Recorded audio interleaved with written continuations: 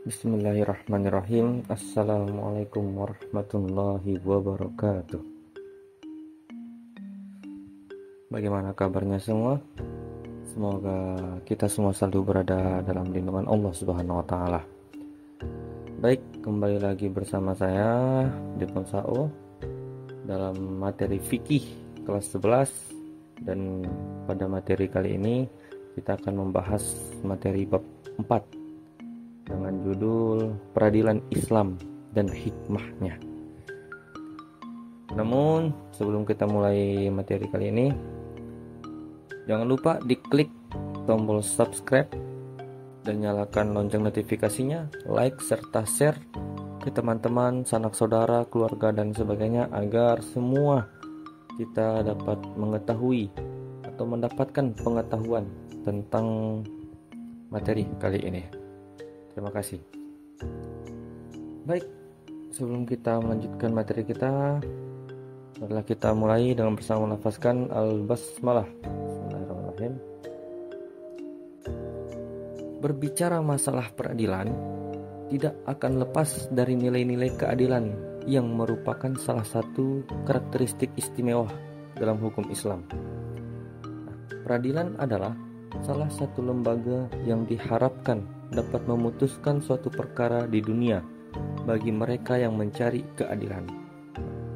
Banyaknya permasalahan atau sengketa di antara manusia, maka perlu adanya upaya menyelesaikan permasalahan tersebut dengan seadil-adilnya. Karena dengan keadilan dapat mendekatkan diri kepada Allah Subhanahu wa taala yang Maha Adil. Pembahasan dalam bab ini menyangkut masalah peradilan dalam Islam menurut terminologi fikih yang ruang lingkupnya mencakup secara luas. Karena itu, dalam bab ini akan diberikan gambaran secara mendasar bagi teman-teman tentang peradilan dalam Islam yang terdiri dari pengertian peradilan, fungsi lembaga peradilan, hikmah peradilan, serta beberapa hal yang menyangkut pembahasan tentang hakim, saksi, bukti, tergugat, penggugat, dan sumpah. Jadi itu prolog ya. Kita masuk ke materi pertama, yaitu peradilan Islam. Peradilan dalam pembahasan fikih diistilahkan dengan qada. Istilah tersebut diambil dari kata qada yuqdi yang memiliki arti memutuskan, menyempurnakan, menetapkan. Adapun secara makna terminologi, peradilan adalah suatu lembaga pemerintah atau negara yang ditugaskan untuk menyelesaikan atau menetapkan keputusan perkara dengan adil berdasarkan hukum yang berlaku. Nah, tempat untuk mengadili perkara tersebut disebut pengadilan. Orang yang bertugas mengadili perkara tersebut disebut qadi atau hakim. Dengan demikian, hukum yang dijadikan dasar peradilan Islam adalah hukum Islam. Sudah jelas ya, karena kita membahas tentang peradilan Islam, maka hukum yang digunakan adalah hukum Islam. Lalu yang kedua, ada fungsi peradilan. Sebagai lembaga negara yang mendapatkan tugas untuk memutuskan setiap perkara dengan adil, maka peradilan harus memainkan fungsinya dengan baik. Di antara fungsi terpenting peradilan antara lain adalah: yang pertama, menciptakan ketertiban dan ketentraman masyarakat. Yang kedua, mewujudkan keadilan yang menyeluruh bagi seluruh lapisan masyarakat. Yang ketiga, melindungi jiwa, harta, dan kehormatan masyarakat. Yang keempat, mengaplikasikan nilai-nilai amar ma'ruf nahi mungkar dengan menyampaikan hak kepada siapapun yang berhak menerimanya dan menghalangi orang-orang zalim dari tindak aniaya yang akan mereka lakukan. Ini ada 4 fungsi peradilan yang perlu diketahui. Jadi jangan kalian katakan bahwa peradilan atau pengadilan itu tidak ada fungsinya. Ada fungsinya. Nah, fungsinya itu 4 ini ya.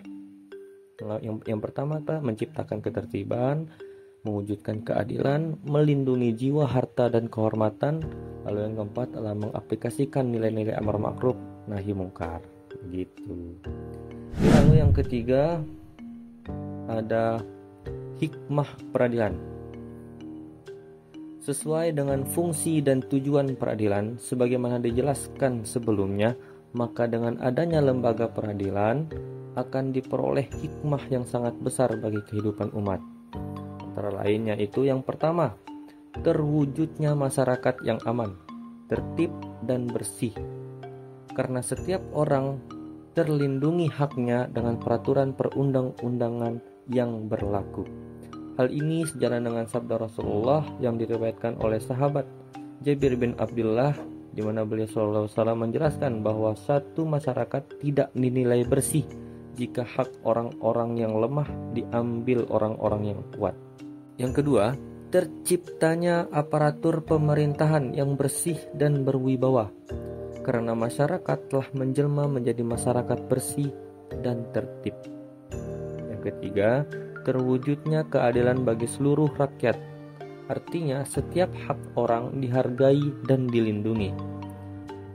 Nah, yang ketiga ini sejalan dengan firman Allah pada Quran surat An-Nisa ayat 58 yang berbunyi, A'udzubillahi minasyaitonirrajim, Bismillahirrahmanirrahim. Wa idza hakamtum bainan nas an tahkumu bil adl. Innallaha ni'ma ya'idzukum bihi. Innallaha kana sami'an basira. Yang artinya, dan apabila kamu menetapkan hukum di antara manusia, hendaknya kamu menetapkannya dengan adil. Sungguh Allah sebaik-baik yang memberi pengajaran kepadamu. Sungguh Allah Maha mendengar, Maha melihat. Quran surat An-Nisa ayat 58. Lalu yang keempat, ada terciptanya ketentraman, kedamaian, dan keamanan dalam masyarakat. Lalu yang terakhir, yang kelima, dapat mewujudkan suasana yang mendorong untuk meningkatkan ketakwaan kepada Allah bagi semua pihak. Dan ini sejalan dengan firman Allah dalam surat Al-Maidah ayat 8 yang berbunyi, Bismillahirrahmanirrahim. Aidilu huwa aqrabu littaqwa wattaqullah innallaha khabirum bima ta'malun. Berlaku adillah, karena adil itu lebih dekat kepada takwa, dan bertakwalah kepada Allah. Jadi dari definisi tentang peradilan tadi kita dapat mengetahui ya bahwa peradilan itu sangat penting dan sangat diperlukan bagi kita umat manusia, umat beragama, umat sebangsa, setanah air. Kita butuh yang namanya peradilan untuk melindungi hak-hak kita, untuk menegakkan amar ma'ruf dan nahi mungkar. Ya. Ketika yang baik harus dibela, ketika yang jahat harus dihukum. Jadi peradilan itu cukup memiliki peran penting dalam kehidupan bermasyarakat. Lalu yang selanjutnya ada bagian B, yaitu hakim. Nah, ini pelaku-pelaku dari peradilan itu. Yang pertama ada hakim. Pengertian hakim. Hakim adalah orang yang diangkat pemerintah untuk menyelesaikan persengketaan dan memutuskan hukum suatu perkara dengan adil. Dengan kata lain, hakim adalah orang yang bertugas untuk mengadili. Ia mempunyai kedudukan yang terhormat selama ia berlaku adil. Nah, jelas, ia memiliki kedudukan terhormat selama ia berlaku adil. Jika dia berlaku tidak adil, maka kedudukannya tidak terhormat. Nah, terkait dengan kedudukan hakim, Rasulullah SAW menjelaskan dalam salah satu sabda yang diriwayatkan oleh Imam Al-Baihaqi, an Ibni Abbasin radhiyallahu anhuma qala Rasulullah sallallahu alaihi wasallam, idza jalasal qadi fi makanihi habata alaihi malakani yusaddidanihi wa yuwaffiqanihi wa yursidanihi ma lam yajur fa idza jara araja wa tarakahu. Yang artinya, apabila hakim duduk di tempatnya sesuai dengan kedudukan hakim adil, maka dua malaikat membenarkan menolong, dan menunjukkannya selama tidak menyeleweng. Apabila menyeleweng, maka kedua malaikat akan meninggalkannya. Hadis riwayat Al-Baihaqi. Dijelaskan sangat jelas ya melalui hadis tersebut bahwa menjadi hakim itu cukup berat.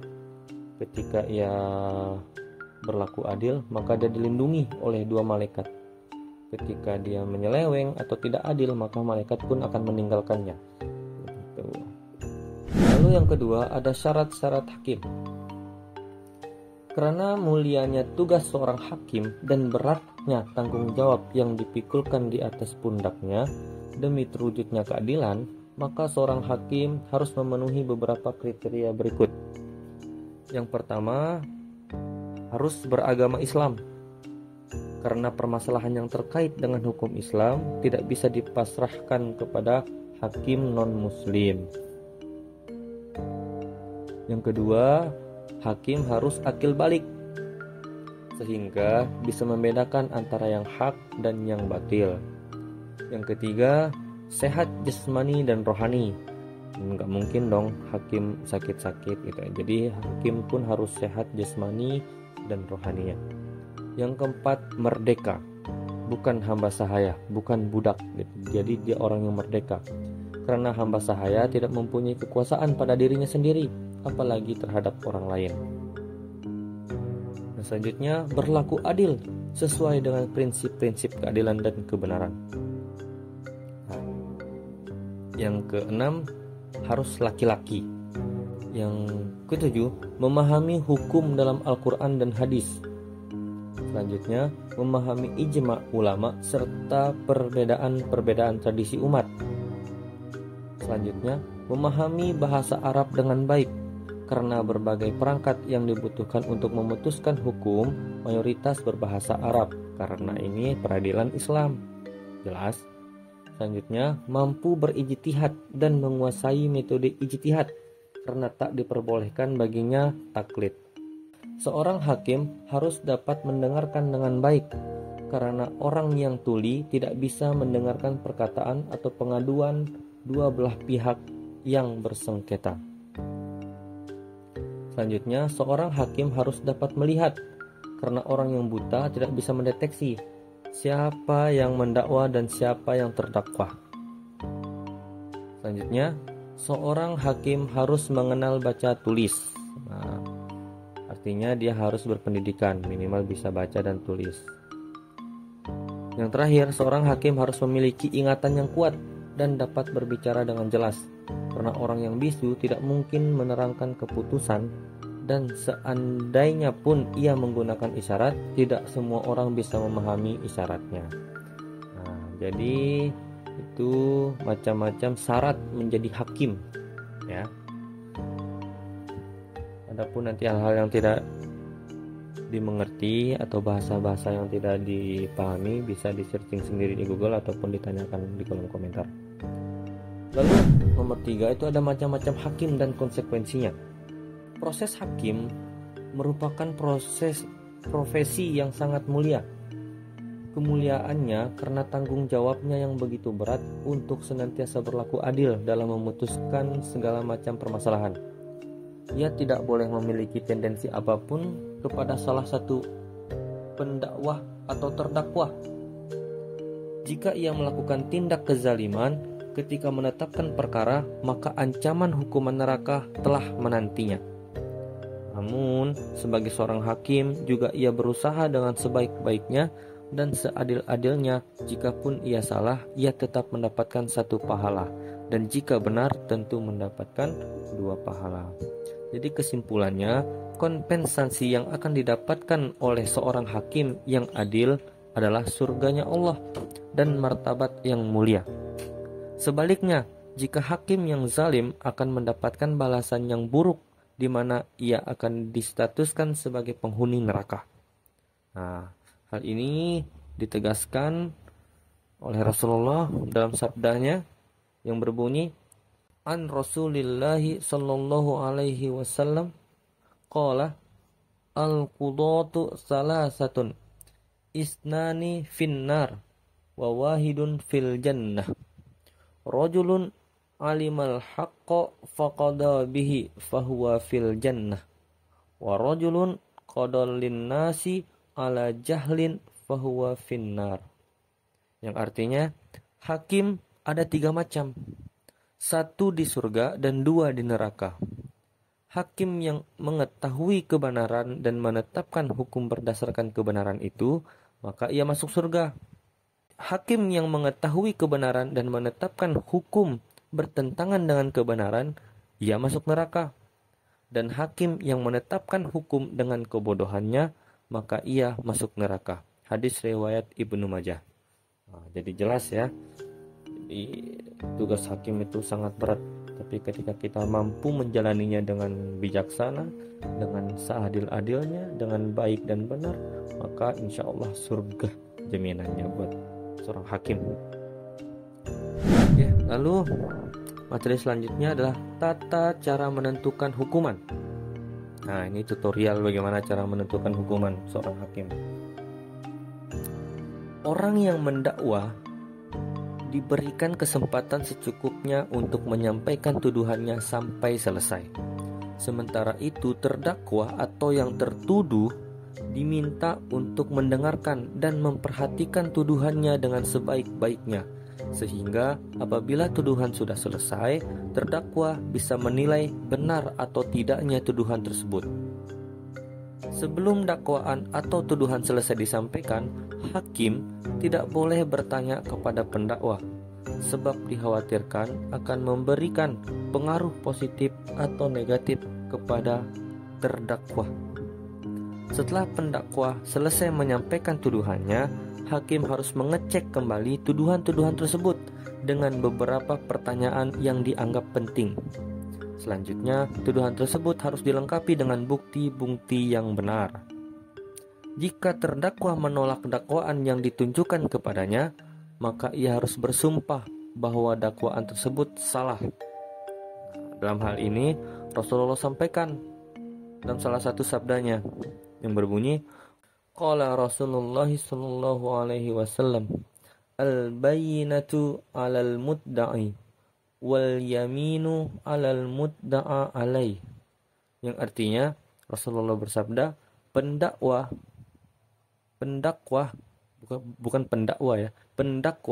harus menunjukkan bukti-bukti dan terdakwa harus bersumpah. Hadis riwayat Al-Daruqutni dan Al-Baihaqi. Jadi jelas dari hadis tersebut bahwa pendakwa itu harus menunjukkan bukti-buktinya kalau dia sudah menuduh gitu. Dia bersaksi gitu. Nah, dan yang terdakwa pelaku kalau dia mau membela dirinya, maka dia juga harus bersumpah dan memberikan bukti-bukti bahwa dia tidak melakukan seperti itu. Jika pendakwa menunjukkan bukti-bukti yang benar, maka hakim harus memutuskan sesuai dengan tuduhan, meskipun terdakwa menolak dakwaan tersebut. Sebaliknya, jika terdakwa mampu mematahkan bukti-bukti pendakwa dan menegaskan bahwa bukti-bukti itu salah, maka hakim harus menerima sumpah terdakwa dan membenarkannya. Jadi seperti itu. Kemudian, yang perlu diperhatikan juga bahwa hakim tidak boleh menjatuhkan vonis hukuman dalam beberapa keadaan berikut. Nah, jadi hakim pun nggak boleh memutuskan suatu hukuman ketika berada dalam kondisi yang pertama, saat marah. Ketika saat marah, hakim nggak boleh memutuskan hukuman, memvonis hukuman atau menjatuhkan hukuman tuh nggak boleh. Saat lapar, saat kondisi fisiknya tidak stabil karena begadang, pusing dan lain segala macam, saat sedih, saat sangat gembira, saat sakit, saat sangat ngantuk, saat sedang menolak keburukan yang tertimpa padanya, dan yang terakhir saat merasakan kondisi sangat panas atau sangat dingin. Nah, dalam kondisi-kondisi tersebut, hakim tidak boleh menjatuhkan vonis hukuman karena dikhawatirkan vonis hukuman yang dijatuhkan oleh hakim pada saat kondisi-kondisi tersebut itu tidak tepat, tidak benar, takutnya karena emosinya, moodnya sedang jelek, Ketika dia sedang marah, habis dimarah istrinya di rumah, tiba-tiba dia melampiaskan emosinya kepada terdakwa. Itu kan tidak adil namanya. Nggak boleh itu ya. Jadi pada saat kondisi seperti ini, hakim tidak boleh menjatuhkan hukuman. Jadi keadaan hakim itu harus tenang, harus dengan kepala yang dingin, gitu-gitulah. Nah, kesembilan keadaan ketika memutuskan perkara dalam diri hakim inilah yang dapat menyebabkan ijtihad hakim tidak maksimal. Nah, karenanya hakim dilarang memutuskan perkara dalam keadaan tersebut. Ia dituntut untuk senantiasa menggulirkan berbagai keputusan seadil-adilnya dan seobjektif mungkin. Gitu. Lalu ada yang terakhir adalah kedudukan hakim wanita. Ini bisa menjadi referensi ya kenapa hakim itu mayoritas laki-laki. Karena pada mazhab Maliki, mazhab Syafi'i dan mazhab Hambali tidak membolehkan pengangkatan hakim wanita. Artinya nggak boleh wanita menjadi hakim pada tiga mazhab ini. Sedangkan Imam Hanafi membolehkan pengangkatan hakim wanita untuk menyelesaikan segala urusan kecuali urusan had dan kisos. Ada pengecualiannya. Nah, kecuali urusan had dan kisos, karena urusan had dan kisos ini hanya bisa dilakukan oleh hakim laki-laki. Bahkan Ibnu Jarir At-Tabari membolehkan pengangkatan hakim wanita untuk segala urusan seperti halnya hakim pria. Menurut beliau, ketika wanita dibolehkan memberikan fatwa dalam segala macam hal, maka ia juga mendapatkan keleluasaan untuk menjadi hakim dan memutuskan perkara apapun. Oleh karena itu, hakim yang ada di Indonesia diperbolehkan bagi wanita. Di Indonesia, hakim boleh ada hakim wanita. Kenapa? Karena hak wanita dan laki-laki sama, setara. Kalau laki-laki bisa memberikan keputusan seluas-luasnya, maka wanita pun bisa. Karena kita Indonesia adalah negara demokrasi, bukan negara Islam yang berpegang teguh kepada Al-Quran dan hadis. Tetapi negara Indonesia, dia patokannya, pegangannya itu adalah Pancasila dan Undang-Undang Dasar 1945. Jadi jangan heran kalau Indonesia walaupun mayoritas Muslim tapi tidak negara Islam. Itu ya, kita negaranya negara demokrasi, negara Pancasilais. Oke, jadi segitu aja untuk materi pada video kali ini. Untuk materi selanjutnya yang dimana judulnya itu ada saksi, ada penggugat dan bukti, ada tergugat dan sumpah, dan lain-lain sebagainya. Itu mungkin akan kita jadikan beberapa video selanjutnya. Oke, jadi kita akhiri untuk video kali ini. Semoga ilmunya nyampe, pembahasannya mudah dimengerti, dan kalau ada yang tidak dipahami bisa didiskusikan di kolom komentar. Baik, itu saja. Terima kasih. Sekian. Assalamualaikum warahmatullahi wabarakatuh.